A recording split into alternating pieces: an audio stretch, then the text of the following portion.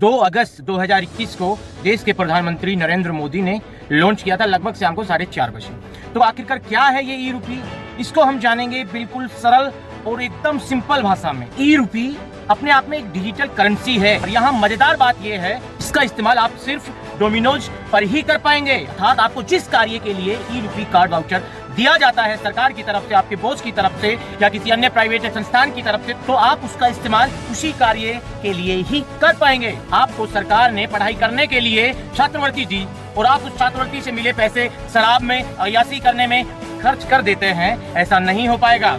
नमस्कार साथियों, आज हम बात करेंगे पूरी तरह नगद रहित एवं संपर्क रहित भुगतान माध्यम ई रूपी के बारे में। 2 अगस्त 2021 को देश के प्रधानमंत्री नरेंद्र मोदी ने लॉन्च किया था लगभग शाम को 4:30 बजे।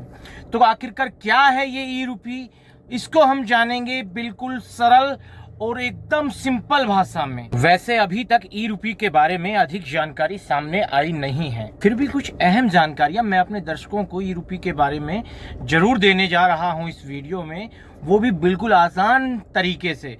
दोस्तों, ई रूपी डिजिटल ट्रांजैक्शन का ही एक माध्यम है।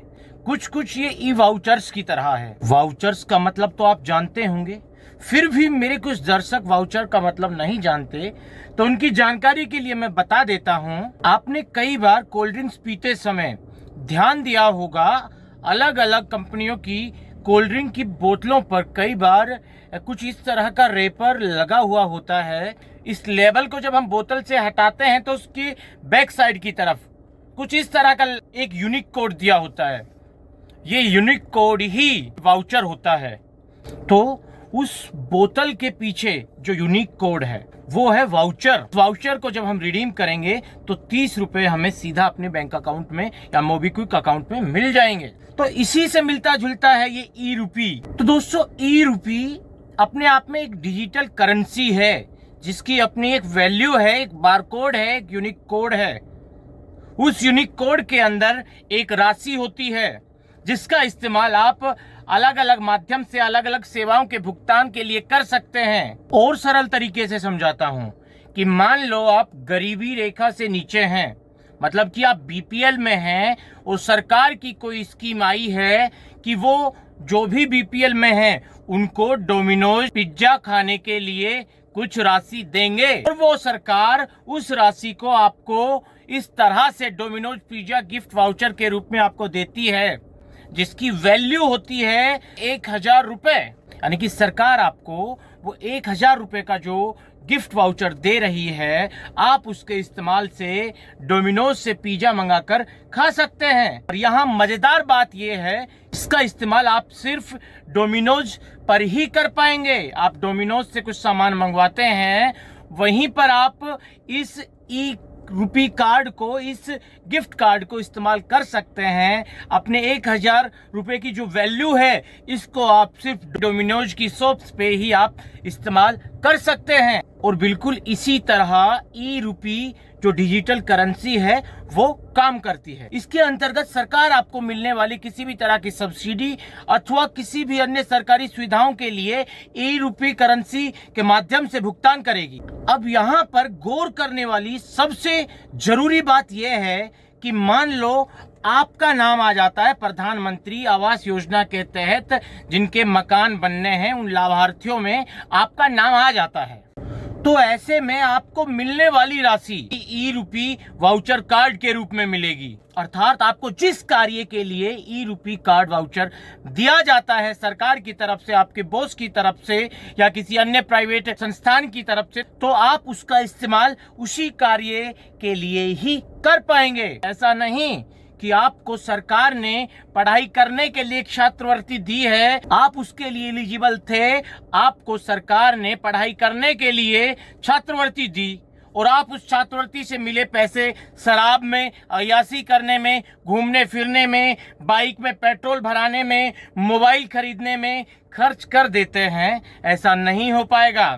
आपको वो जो कार्ड वाउचर आपको डिजिटल करेंसी के रूप में मिलेगा, आप उस छात्रवृत्ति वाले ई रूपी डिजिटल करेंसी का इस्तेमाल सिर्फ अपने पढ़ाई से संबंधित किताबें खरीदने के लिए किसी किताब डिपो पर या फिर किसी कोचिंग संस्थान में कोचिंग करने के लिए फीस भुगतान के लिए आप उसका इस्तेमाल कर पाएंगे। और दूसरा सबसे अच्छी बात, मान लो सरकारी योजनाओं के माध्यम से आपको कोई पैसा डायरेक्ट आपके बैंक अकाउंट में मिलता है, पर ऐसी स्थिति में भी सरपंच वीडियो लोग क्या करते हैं, वो कहते हैं कि भैया हम आपका काम करवा देंगे, प्रधानमंत्री आवास योजना में आपका नाम आ जाएगा, आपको 2,67,000 रुपए मिलेंगे, और भैया एक काम करना 20,000 रुपए मुझे दे देना, बाकी तेरा। मना भी नहीं कर सकते, उनको देना पड़ता है, क्या करें। अब इसके उलट सबसे मजेदार बात यह हो जाएगी, उस पैसे का इस्तेमाल सिर्फ मकान बनाने से संबंधित वस्तुओं को खरीदने में ही कर सकते हैं। तो आपको सरपंच अब ये भी नहीं कह पाएगा कि भैया इतने पैसे दो, आपका काम मैं करवा दूंगा। तो भैया आपको जो पैसा मिलेगा वो आप ही के काम में आएगा, बशर्ते आपकी नीयत साफ हो उस सुविधा के पैसे लेते समय। क्योंकि आप अपने दिमाग में ये चलाकर बैठे हैं कि प्रधानमंत्री शौचालय योजना है, इसके तहत 6,000 रुपए ले लूं और किसी दूसरे के टॉयलेट बाथरूम का फोटो खींचकर आप पैसा ले लेंगे, ऐसा नहीं होगा। मोटा मोटा मैंने आपको बताया कि ई रूपी पेमेंट आखिरकार होता क्या है।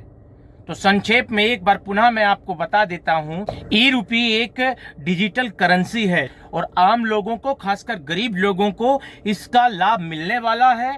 आपको मिलने वाली सरकारी योजनाओं के रूप में आपको पैसे की बजाय अब ये डिजिटल कार्ड दिए जाएंगे, जिसका इस्तेमाल आप जब चाहें उस सुविधा को लेने के लिए कर पाएंगे, बिना किसी झंझट के। कोई बैंक का लफड़ा नहीं, कोई चेक का लफड़ा नहीं, कोई कैश का लफड़ा नहीं, ना ही कोई कट मनी का लफड़ा।